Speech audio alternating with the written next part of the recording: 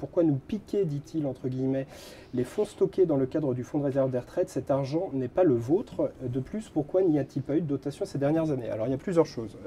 Est-ce qu'on va bien prendre dans ce fonds, d'abord, dans l'immédiat, c'est-à-dire? Fonds de réserve des retraites, qu'est-ce que c'est?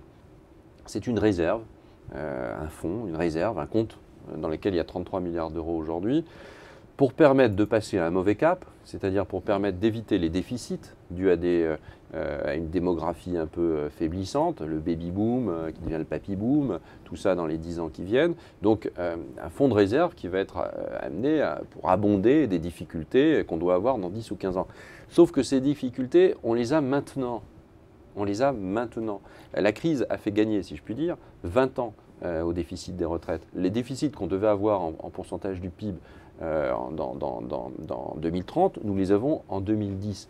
Donc il est assez logique de se dire, j'ai d'un côté un compte en banque qui est hyper en rouge, hyper en rouge, avec un trou énorme, puis de l'autre, j'ai une réserve pour des déficits à venir. Oui, sauf que j'ai des déficits maintenant, et que ces déficits, c'est bien des déficits des réserves. On ne lui pique pas, le monsieur là qui vous dit on va me piquer, Jean, on ne lui pique rien du tout. Sauf que si le fonds de réserve des retraites n'est pas intégré à un projet de financement des retraites d'aujourd'hui, alors ça veut dire que les retraites vont continuer à être encore plus financées par de la dette qui, elle, lui appartiendra. Alors, mais la réalité est que, oui, il faut à un moment donné utiliser ce fonds de réserve des retraites d'une manière ou d'une autre.